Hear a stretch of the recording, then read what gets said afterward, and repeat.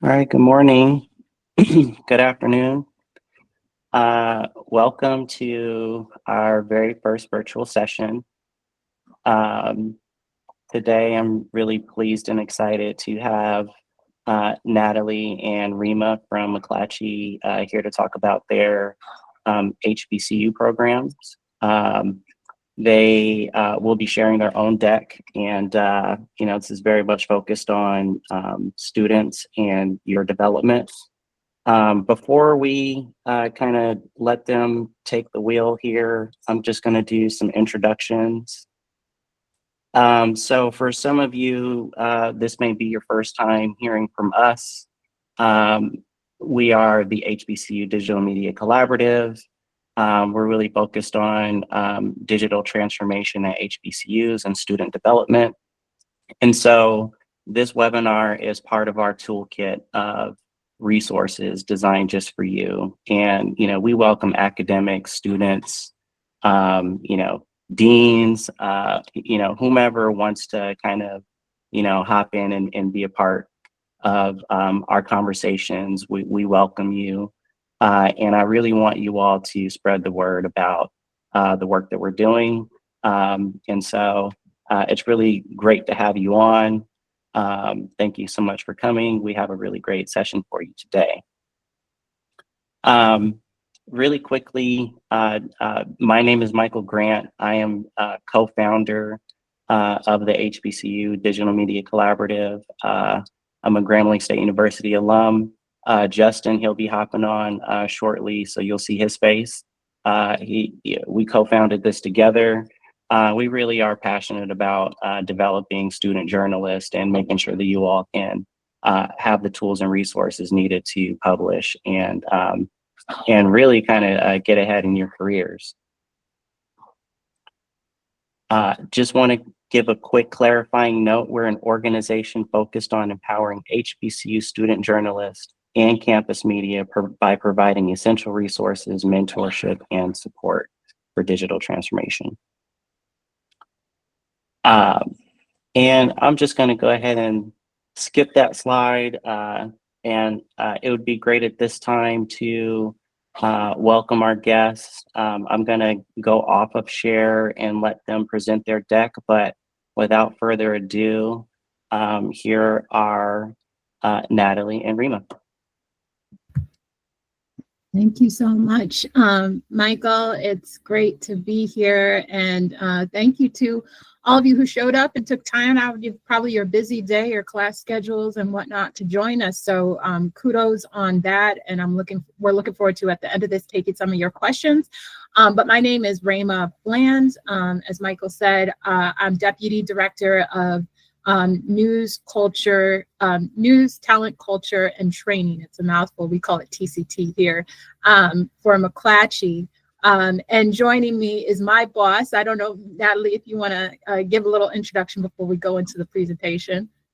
Sure. I'm Natalie Piner, the Senior Director of Talent, Culture, and Training for McClatchy. What else did you share? I've been back with the company now since 2005. So this year is 20 years.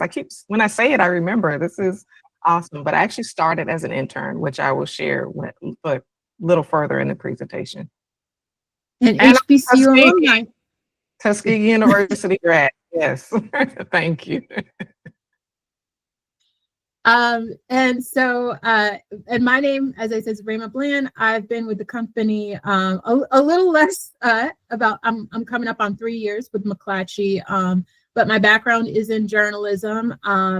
I am sorry to say I was not an HBCU grad. I am married to an HBCU grad, if that helps.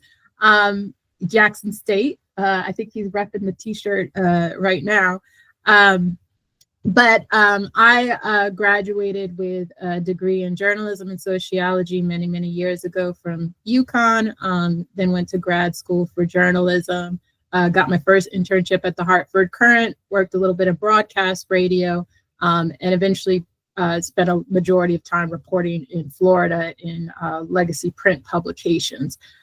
So that is just the background that I went into higher ed, and now I'm here at McClatchy, and I get to meet all kinds of wonderful, emerging, aspiring reporters, journalists, producers, and I love just interacting. I feel very passionate about journalism, about the craft. I think it's more needed than ever now. So I am excited to be a part of this with HBCU Collab. I'm so excited for what they're doing.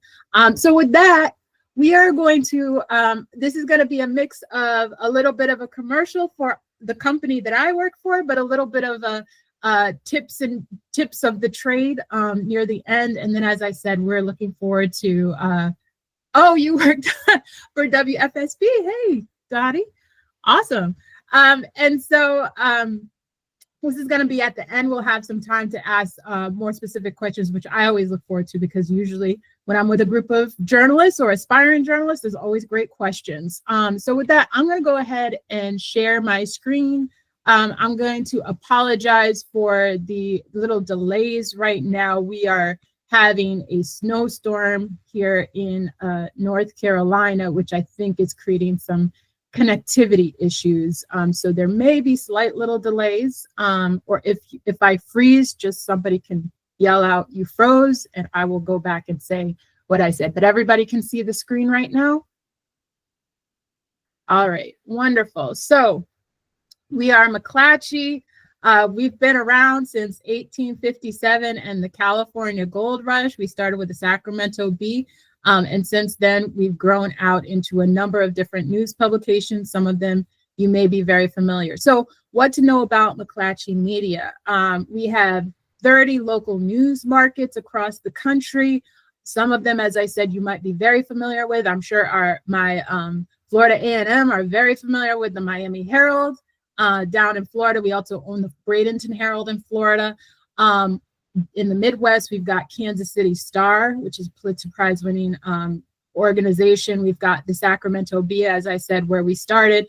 And as I said, I'm in North Carolina, where we've got two great publications, the Raleigh News and Observer and the Charlotte Observer as well. And we'll get into a couple of our other publications in just a minute. But we also have accumulated 57 Pulitzer Prizes and counting for the journalism that we do. So we are serious about the kinds of journalism and coverage that we offer. And we have amassed 100 million unique visitors a month. So we have quite an impact across not just the country, but beyond with our work. We like to say we are very big on local coverage with national and international impact. So what else? Well, as I said, I talked about our newsrooms. Some of them you're really familiar with, the bigger ones, which I just mentioned. We also, in Texas, for those of you who might be hailing from that area, we own the Fort Worth Star-Telegram, another great publication doing excellent work. And then we have some smaller markets. We call them the mid-sized markets, such as the Tacoma News Tribune, which is in Washington State, The State, which is in Columbia, South Carolina. For those of you who love women's basketball, I'm sure you're very familiar with their coverage. And then the Lexington Herald Leader. We also have even smaller markets where we have a lot of great journalists get their start and kind of build up, like the Fresno Bee, the Columbus Ledger Inquirer, and the Belleville News Democrat, which do excellent work as well. And they're really a great place to kind of dig in and find your own beats. We've seen, as I said, a lot of journalists kind of find their stride in those markets. In addition to that, we have kind of a new branch of McClatchy. So over the last year, we merged with the company that owns a number of these publications and built out a new division of our company called Lifestyle and Entertainment. So in addition to news, these all fall under our content, or sort of mega division is called the content division. And within those, we have both the news division and the lifestyle and entertainment division. And that includes In Touch, which you're probably pretty familiar with, Us Weekly, Women's World Drew, 450 plus Sips, which is food and wine publication, and First for Women. So these are some of our publications that we've also added to our portfolio of work. And so what are we about? I talked about this earlier, but for us, we are serious journalists. We take journalism seriously. And I say that a lot. It sounds kind of trite, but it is true.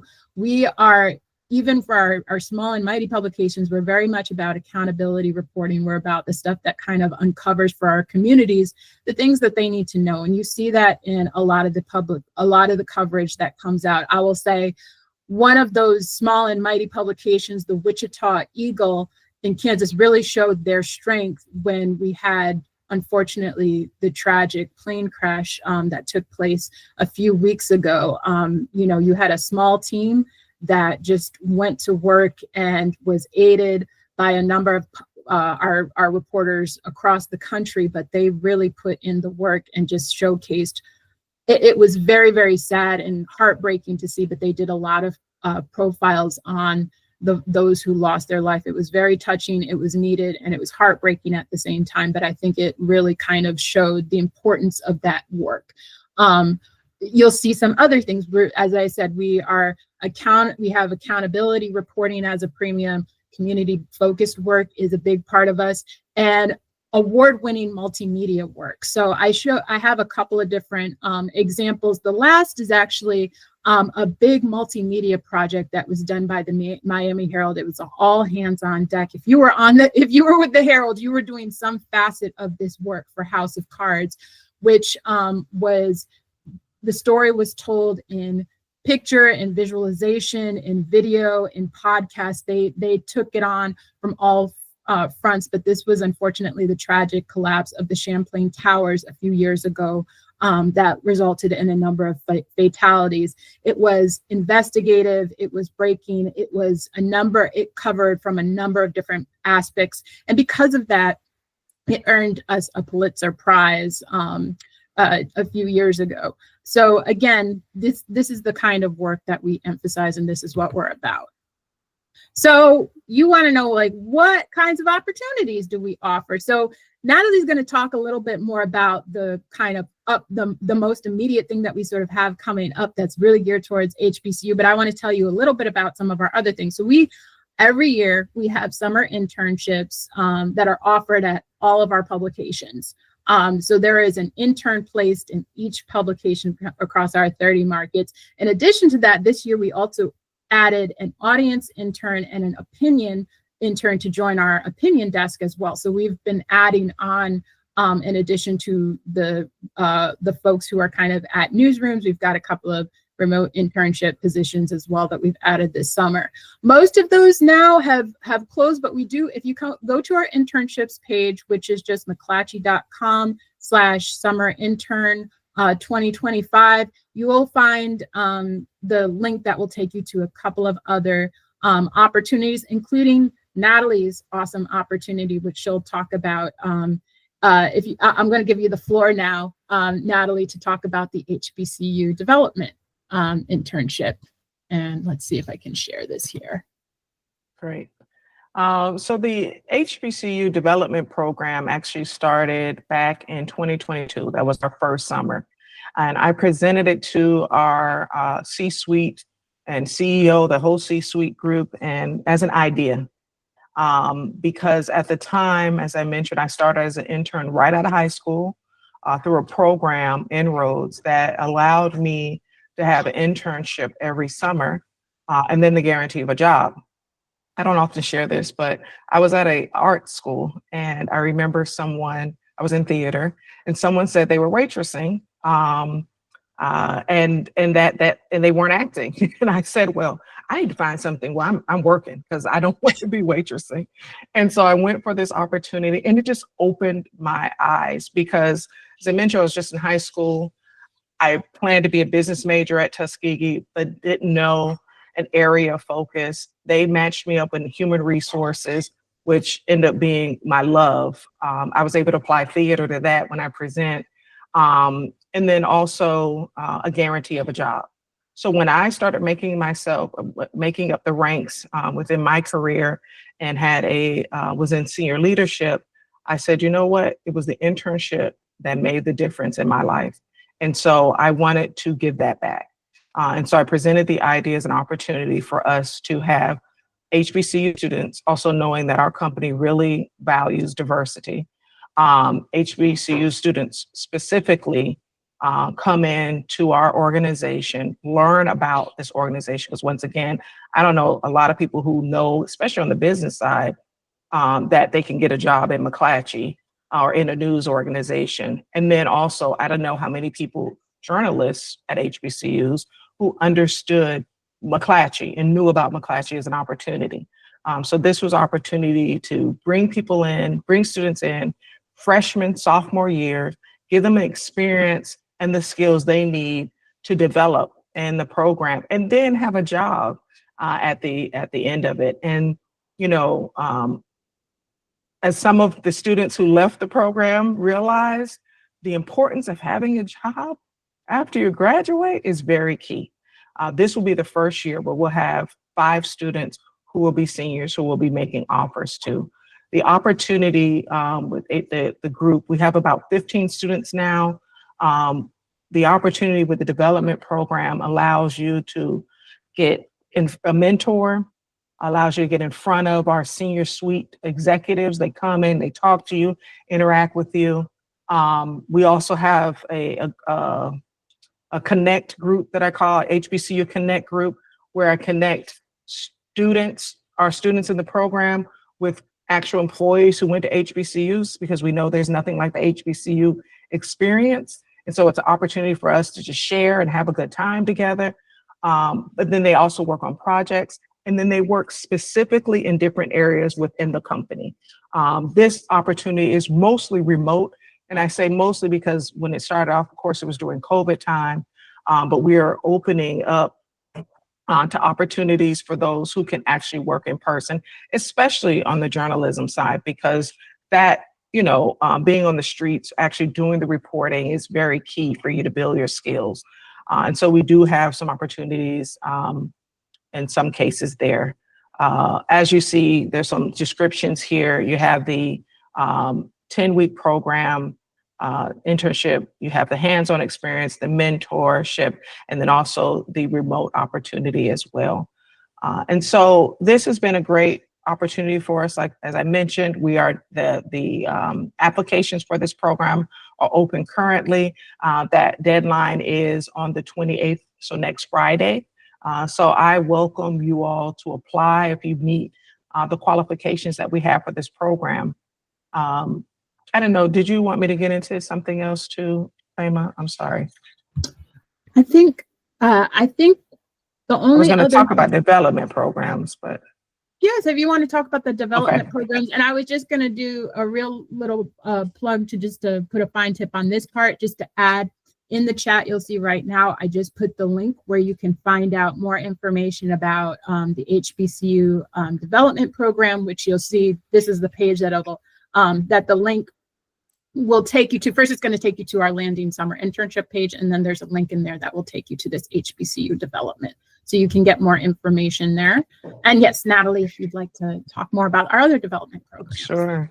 Sure. So some of the great things, once you're in the company, our team, I mentioned I've been in HR, but now we work specifically in our news division on what our title says, talent, culture, and training.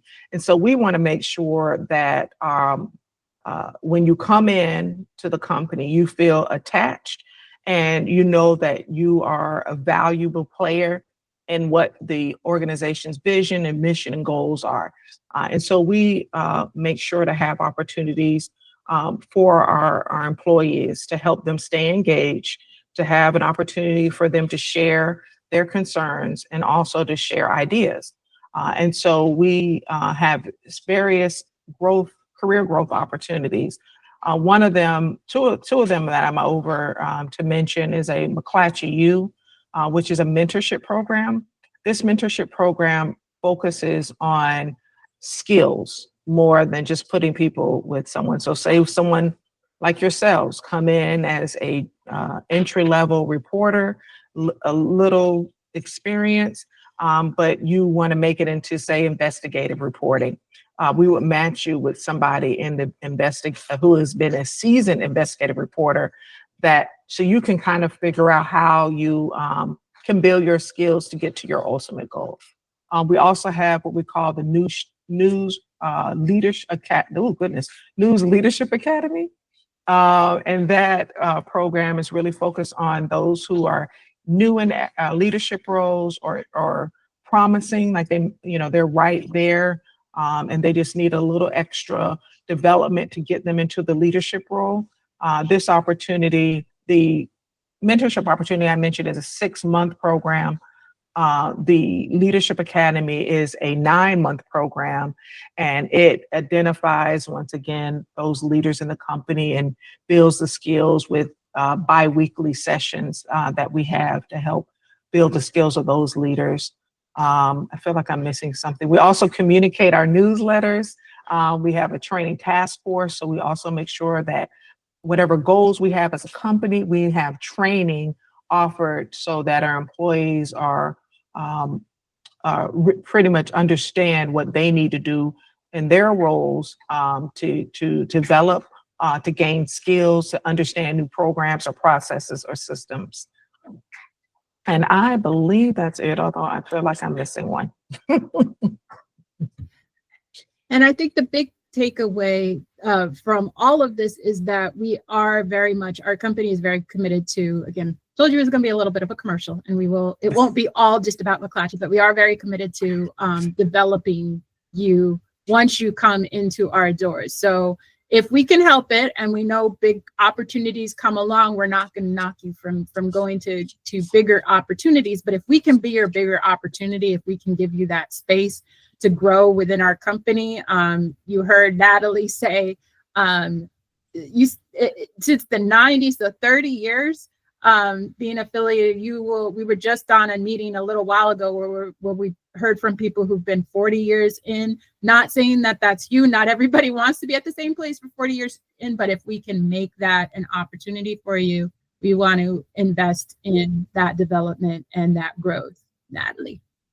And I just want to add to that point, what I loved about my time here, and why I've spent so much time. I actually did leave and come back, but the opportunities in McClatchy and within this is so many divisions. I've worked in advertising.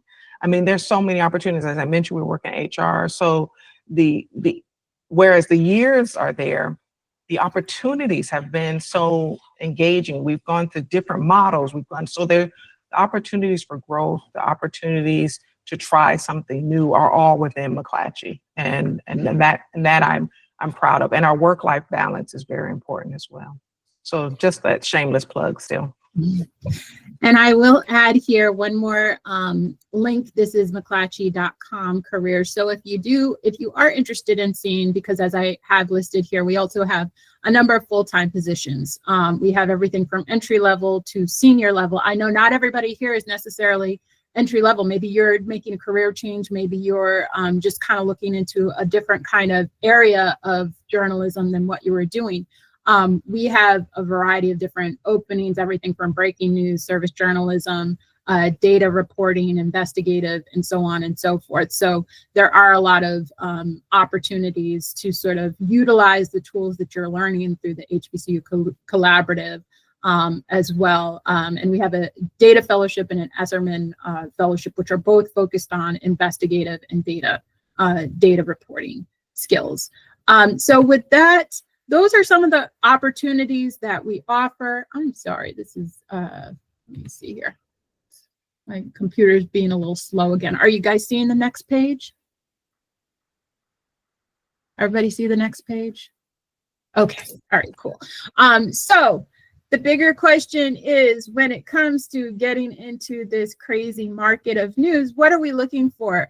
I would argue that this is not just applicable to McClatchy. This really kind of applies to the media space with what we look for in emerging talent. So we don't expect everybody to check every box. That would be ridiculous. But there are key elements that we are really kind of looking for that resonate, again, with the hiring managers in this space. So curiosity and passion. What do I mean by that? Are you the kind of person that not only looks at the what, but searches for the why and the how after you've thought about the what? So are you somebody who likes to just uncover below the surface level of what you're seeing? Are you somebody who's curious about learning new skills to tell those stories? So maybe you are, you know, skilled in video journalism. Are you interested in expanding those to data visualization? Are you interested in building those skills within audio journalism? Are you interested in building those skills? Maybe you haven't had a lot of text-based journalism and you need to refine those skills. So are you interested in building upon each of those skills? Are you interested in asking questions? I'm so sorry. My daughter is sick and my husband's asking me a question. Give me 1 second. I am so sorry. This is when I talk about work-life balance. We do it. We're giving you examples right now of that work-life balance. I apologize about that. He's on the phone with the doctor. I'm sorry. So do you have the other aspects of it? Are you willing to go the extra mile for a story?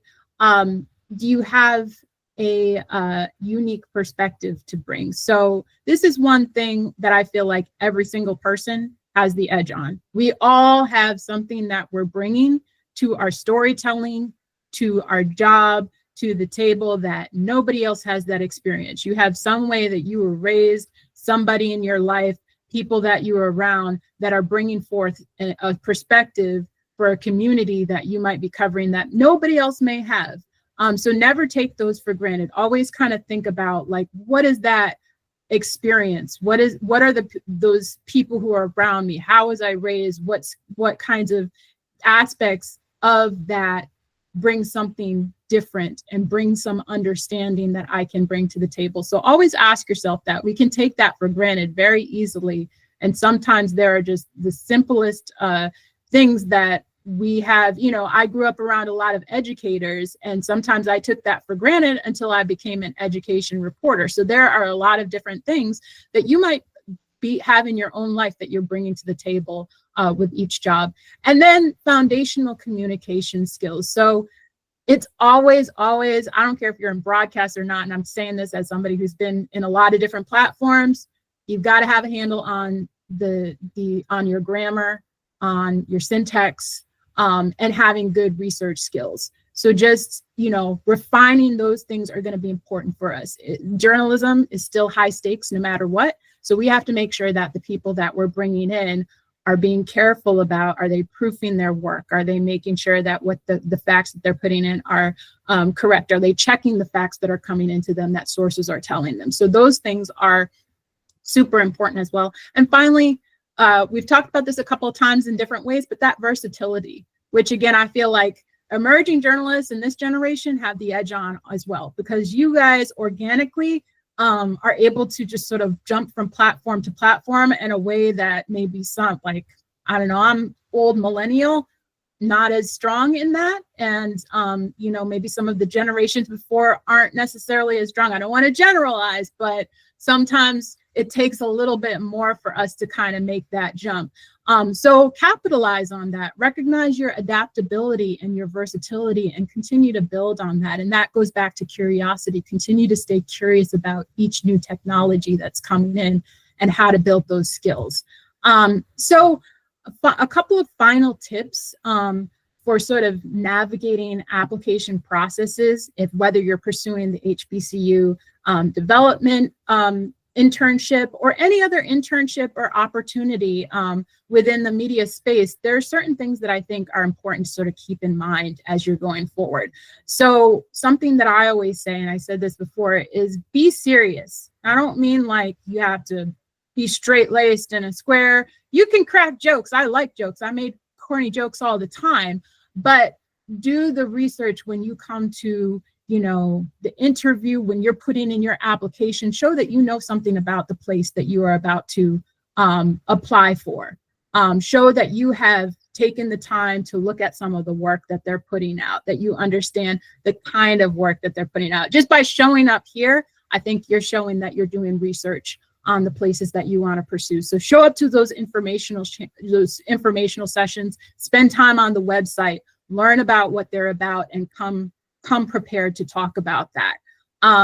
I always say this because there's a lot of debate about the necessity of the cover letter. I would say in any place where you're in the business of words, i.e. media, our kind of world, do that cover letter, include that cover letter, because that is our chance to see the case that you can make for yourself for the position that you want. We get to see your writing skills. We get to see your way with words. We get to see your ability to show research.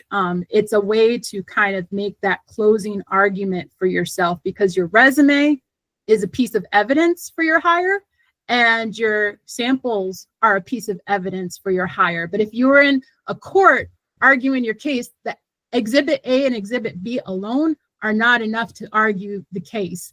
The biggest thing is the closing argument. I'm sorry, my husband again is over here. This is not a good time. Give me 1 second.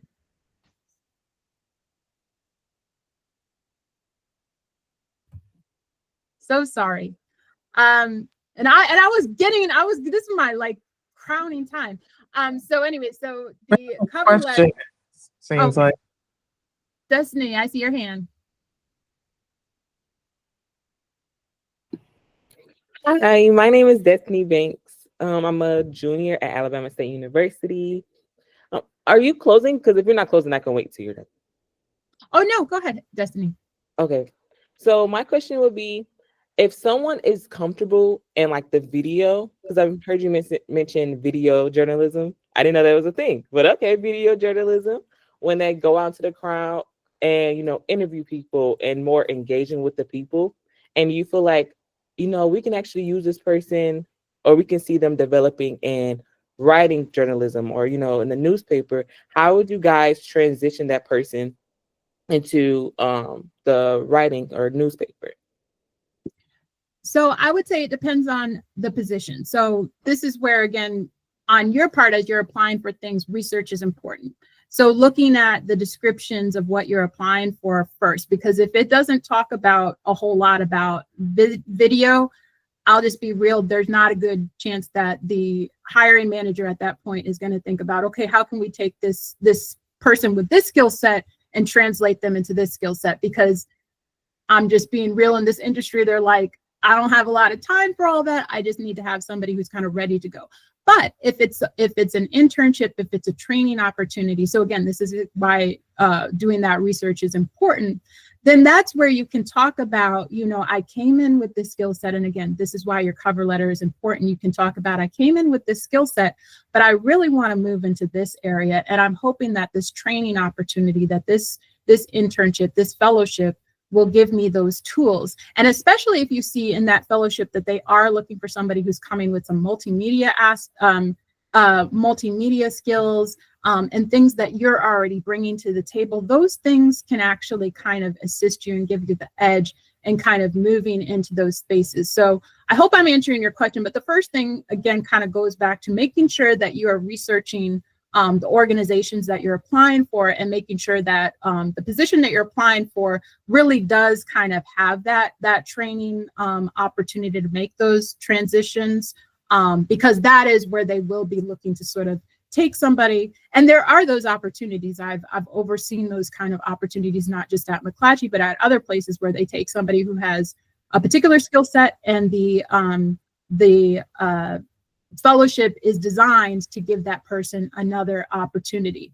Dottie, I see your hand. I think we're getting into the questions portion. So I'm just going to finish this last part of it, and then we'll get into all the questions, because I know there's going to be good questions, and we're going to probably get into that for the next 15 or so minutes. As I kind of said, and again, I'm sorry for the interruptions, life is lifing right now. But I would say that, again, making sure that when you are applying, you are using that cover letter to make your case for whatever position you're applying for. Like I said, think of yourself as being in a court before a jury.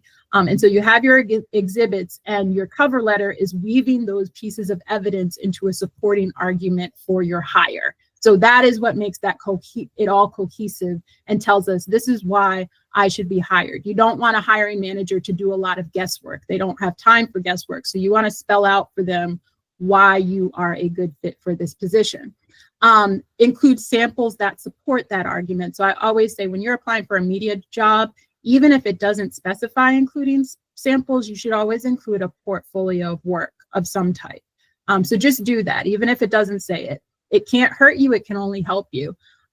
Don't put yourself in a box. So this one is important. I think everybody here, the reason you're here is because you're not putting yourself in a box. You're interested in learning more. That is always an important thing. Again, curiosity is the #1 big thing in journalism and media. Be prepared to start outside your comfort zone. So there might be that prime opportunity that you're looking for. I would love to work in this market doing this thing.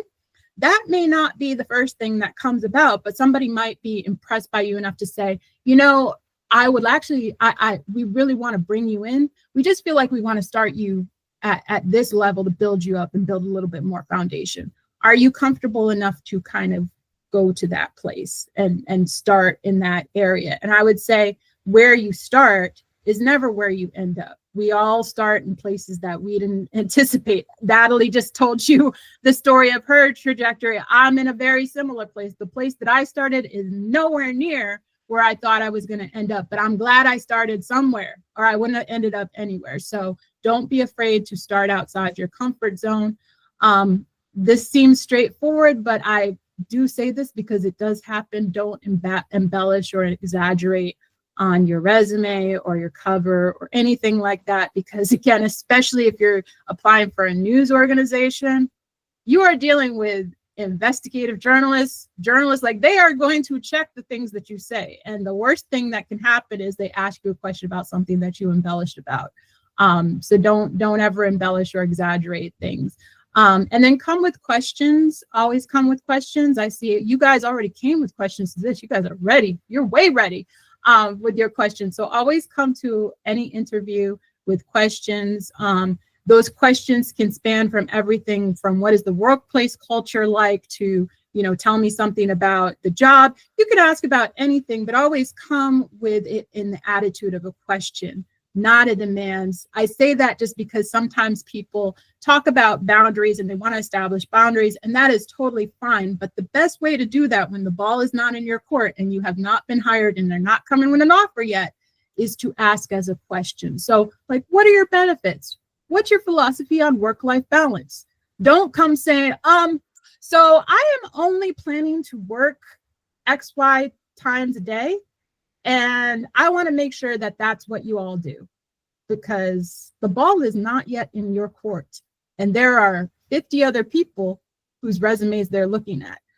So make sure it is fine. It is perfectly fine to ask about compensation, to ask about what the work life, what the culture is like, but make sure it comes with an attitude of curiosity, not demands. Come with confidence, but not arrogance. I say this only because sometimes when you're coming into this, it can be hard to find that balance. We can overcompensate for the fact that we don't feel that confident by kind of coming across extra confident. And you don't need to do that. You can celebrate the things that you have already accomplished while also realizing that you have room to come. And if you kind of keep those things too balanced, if you remind yourself, I have accomplished these things, but I still have places to grow, and you come with that attitude, usually you'll find that balance there. I say be strategic with timing. This kind of has to do with sort of thinking about the fact that, like, for example, May and December are super busy times for recruiters and hiring managers. Why? Because they're graduation seasons. So if you don't want to get lost in the, flux of all of the emails of everybody asking, can I meet with you? Can I talk with you? Can we talk? Then try to think about what are some off seasons that I can kind of set the plate before I get to that real hard crunch time. So just kind of think about what is the likely times that these companies might be inundated with a lot of emails and a lot of calls, and just be strategic about that. And it's fine to follow up after you've applied, but generally once is enough. I will say from experience working as a recruiter, sometimes that follow-up is just what I need to, because again, we're getting a lot of applications for me to just go back and take a second look and be like, oh, yeah, I need to make sure that this person is on this person's radar. But that's all I need. I don't need like 2, 3, 5, 6 different messages about it. Because the one will tell me, and then I'll go back to the person and say, hey, have you looked at this person? And the person might come back to me and say, yeah, I looked at them. I don't think that's right. Or yeah, thank you for flagging. So again, that once is enough. And remember, the game is long and the world is small. So as you're going through this, I graduated in a very tough journalism industry. It was 2008. The great economic collapse had just befallen as I came out of grad school. I know what it's like to navigate a tough market and to deal with a whole lot of rejection. But what you don't understand going behind the scenes is each interaction. If you're having that positive, keeping that positivity up, if you're coming with professionalism, you are probably having an impression on somebody that you don't even realize. They're going back and they're talking about you to other people. And even though they may not yet be able to move the needle, there may come a time a couple of months from now where I'm calling you and saying, hey, I know this didn't work out, but we have this other position and I thought of you because I remembered a conversation that we said. So don't ever take for granted that the game is long. And a lot of people know each other. A lot of people are connected. There might be somebody who reaches out to you just because somebody thought of you and you didn't even realize those two people knew each other. So just keep that in mind as you're navigating this market. So with that, we are ready for questions. And Dottie, you have had your virtual hand up for a long time, so go at it.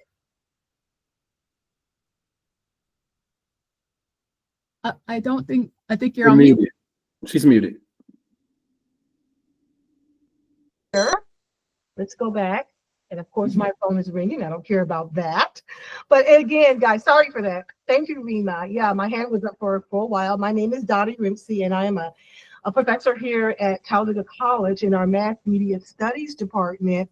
And what I have for you really concerns our internship program. For the past 8 years, I've provided leadership and guidance with a lot of local opportunities for our students. And I'm really interested if you could give me a snapshot of the logistics of a student's workday on a daily basis, and they might be working remotely. What are those students doing? Well, I would say first, just the caveat that most of our internships are not remote. So we only have a very small, for us, that would be a very small, small number. So most, I would say, first of all, the typical workday for our interns would be in the newsroom. Usually now it's hybrid post-pandemic. So there's some days but they would be out in the community. They would be expected to go out, get to know their community. Because we are, again, very big on community journalism. Mm-hmm. So we want them out, starting to learn how to source build, starting to learn how to interact on the ground, not just send out the email and hope somebody gets back. We want to put them out there. I think Natalie can speak to the HBCU development because that is a longer, holistic, as she said, multi-year process. Okay. Yeah, so my program more has the remote pieces because a lot of people on the business side are remote. And so there are opportunities in news in some areas to be remote, but most of the time we are trying to get our news interns in that program over onto into the actual hybrid situation or in person. As a typical day, I mean, I think that it varies, but what I've know from our interns and working with them is that it more than likely start off with one of the news meetings, and then they receive assignments. Like they are in there like true reporters. I know that when our interns started, they were already out on the street having reporting assignments that they had to cover as well. And so there's that attending meetings virtually or in person. There's also the actual assignments that they'll be on. If they're on the business side, for example, they'll receive projects that they would work on, and they work directly with the managers that they're assigned to. At time also, with the development program specifically, there also may be some opportunity for them to work in their groups, because I usually do some type of group work that they would do. And there's some teamwork that also could be a part of that. Okay.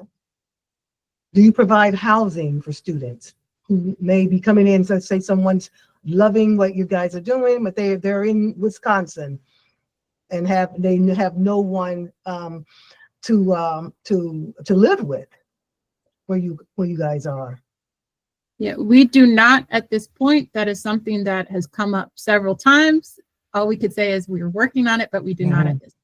Okay. And we understand the need to do that. As Raymond said, we're working on it.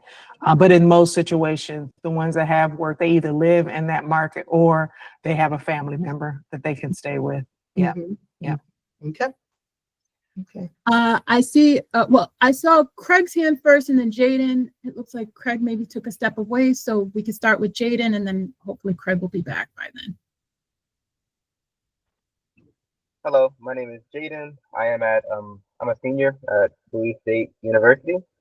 And well, so our first question was, because I know that you guys at the beginning were talking about a lot about you guys have like a 2-year program that's going to be for more so freshmen, sophomores, seniors to learn, and then by the time they're out, they have a guaranteed job or things like that. So I kind of sort of wanted to know more. So like I said, I'm a graduating senior. I do have experience in journalism and things like that, but I would like to really get into an internship that will put me into a real like newsroom. So I was like, so that was my first question about like, so are you guys like looking more so for underclassmen, or is it like, yeah. Yeah, so to answer your question, we actually do have an HBCU news internship program that is for students at all levels. Unfortunately, the deadline for that has passed, and we are in the stage of making our selections now. Now, some of them, I'm happy to say, we're actually connected through HBCU Collab earlier this year. But that program starts, we open it up in the fall and we close it at the end of the year. So we closed it at the end of 2024. We will have another one come up, but we do, again, just to clarify, we do have a program that is open to students at all levels. Natalie's program is just for freshmen and sophomores. And, Okay. and what did you say that news? So that news leadership program, I mean, the news internship will open back up in around September, Jaden, and you're welcome to apply then for that opportunity. Because it's also for recent graduates too. So Right. it's not just junior, senior, it's for recent graduates of HBCUs as well. Okay. Thank you. Craig, I saw your hand. Think I had to step away and assist a student right quick. Number one, I want to thank y'all so much because the wisdom and the information that you shared has been top shelf. Definitely some things I'm going to go back and give my students. I don't think I introduced myself. I'm the department coordinator for the journalism department at Morehouse College.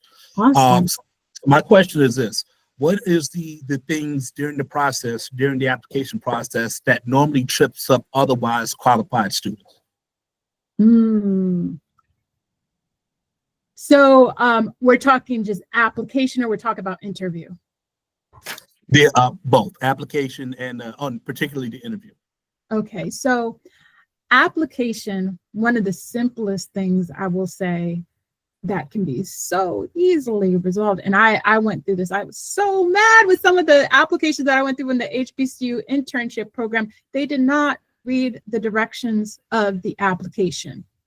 Simply read the directions of what is required, because we have to be fair. If we are asking for certain materials, even if you look great in your resume, if you did not include the personal statement and the samples that we asked for, you just ruled yourself out. So that is one of the simplest things that I come across all the time. The other thing is proofing your work. Journalists are egotistical. Media people are egotistical. We do not want somebody else's company on your cover letter. We're jealous. We want you to be just all about us for now. So be careful about looking over your stuff. I mean, I understand you guys are applying all over the place. That's fair. You should don't put your eggs in different baskets, but proof your work so that you don't mix up one place with the other. Because again, we're egotistical people. We don't like to see other people's names on our stuff. So those are two just kind of simple things that I would say. And again, I will make this slide. I'll actually put it in the chat. I'll make the slideshow available to you all if you want to share with other students as well. But the other thing that I would say with interviews, and Natalie, I'm happy to hear what you have to say on this, but one of the things that I kind of alluded to a little bit before is in interviews, being careful that you don't necessarily show all your cards in the interview. And what I mean by that, again, is realizing that when you're at the interview status, yes, you've made it to, congratulations, you've made it to the next round, but you are not the only one that they are talking to. So you want to be careful, you know, be transparent and honest about your experience. Certainly ask questions that help you weigh whether you are going to take the job or not. So like Dottie was saying, do you cover housing? Yes, that's a fair question. Like, ask about that, but be careful the way that you're coming across. We had one great applicant who came across, instead of asking how many rounds of interviews were going to be involved in the process, which is a completely fair question, she said, I am not going to be doing any more than such and such number of interview rounds. So that was the end of that. So that's the way that I would say, just be careful. It is okay to, you know, again, find these things out there, completely fair, but come with questions, not demands. Mm-hmm. And I would add on for the interview, energy, bringing the right energy. I'm not saying you have to be over the top, but you definitely want to have the energy that looks like you want this opportunity. And then also having your video on. Oh, yes.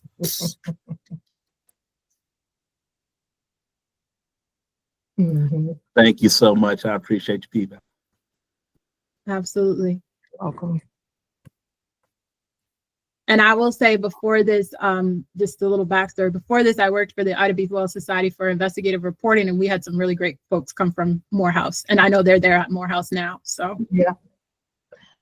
I just want to say one other thing for those younger students who might be on the call, you know, wanting to know, you know, how do I shine best at the interviews? And I can tell you from my experience when I interviewed with WFSB back in the 90s. Yes, I'm that old, telling my age, but it was in the 90s. And, you know, I did not graduate from HBCU. I graduated from Jacksonville State University in Alabama, but I graduated from Hartford High. So when I graduated, I went back to Hartford, of course, went home and applied for the position at WFSB. And at the time, Gail King was there, one of the major anchors. I didn't think, you know, I wanted to be, of course, in front of the camera, but I had good writing skills and I knew that.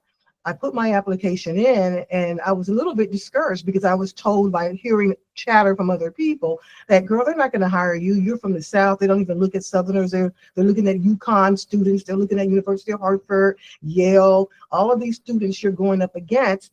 And they're probably not going to hire you either because you're Black and you're also from the South. So about 2 weeks went by and they actually called me in for an interview. And I went in with my, you know, my A game ready and my personality, and I was ready to let them know, yes, I graduated from the South, but I also have that East Coast swing too. And about 2 weeks later, they called me and actually said I got the position. It was an intern position. It was an 18-month intern position. And then after that, you know, I started out, you know, splitting script and writing and doing leads and all of that. And then after that, they actually offered me a position then to still not in front of the camera, but then to be more of a writer. And so that's kind of how I got my start. So again, this is something Rima said earlier, you never know where you start is not where you're going to end, and you never know why you were chosen. And I later found out that I was chosen because I was a Black female from the South, and they were looking for diversity at that time at WFSB, which was basically all white. So yeah, you just never know. You never know. Keep that in mind. And I know we're at time, but Destiny, I see your hand up. I don't want to keep anybody long, but I love answering questions. So, and thank you for that, Dottie. That was great. Yeah. Okay, I'm sorry. For Miss Dottie, Miss Ramsey, do you Yeah. also think they was looking for authenticity? I'm sure. Yeah. I'm sure, because when I walked in that newsroom, I was the only, outside of Gail King, I was the only Black female there, and they had a news anchor. He worked tonight's Greg Coy, but other than that, there was very little diversity, and they were right. Most people there at the station were either from New York, Rhode Island, from Boston, but no Southerners. So I think they were looking for a little something different. I'm glad they gave me an opportunity. Yeah. Thank you. Oh wow, we still got questions. Oh my goodness, this team is great. You guys are better than, like, I've done this with some other students and they like crickets. Thank you. Manel. Did I say that correctly, Manel? You're on mute, Manal. Hi, yes, it's Manal. Hi, I just hop on here to ask. I'm not sure if you already answered this question, but I wanted to know if you guys hire international students, and if you do, what's the process for that like? Ooh, this is a tough one. So, for internships, yes, there are opportunities for that. However, and this is applicable to, I know, a lot of news organizations, there is no sponsorship opportunities. So while if you have temporary OPT, things like that, we do have cases and people within McClatchy who hold those temporary visa statuses. However, once that expires, McClatchy at this point does not have a policy of offering sponsorship. So just want to be transparent about that is a possibility, but the sponsorship part is not there. Okay, thank you.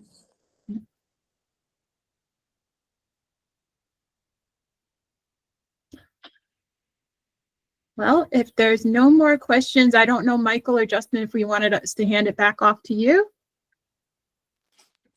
Yeah, that's fine. Sure. That Here at the top of the call. So nice to meet everyone. Thank you for coming out to attend and learn more about this very intriguing and driving program.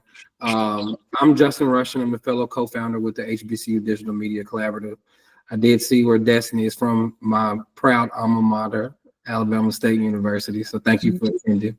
But we would love to stay engaged with everyone that's attended today. This is the first of many virtual sessions that we will have planned on a monthly basis. If you haven't subscribed to our email, please do. And if you want to contact Michael and myself directly, our emails are michael@hbcucollaborative.org, and I'm Justin@hbcucollaborative.org. And we look forward to continuing our conversations with everyone and continuing to work with you. Okay. Thank you all. And again, if you want to keep this for reference, I think I put this in the chat here. I'll go ahead and put it in the chat, the slides, and it also has our contact information if you'd like to reach out in the future. Yeah. Also, I did see Paola's message in the chat. If you haven't provided her with your email, please do so we can just stay connected. Okay. Thank you. Have a great one. Thank you. All right. Bye.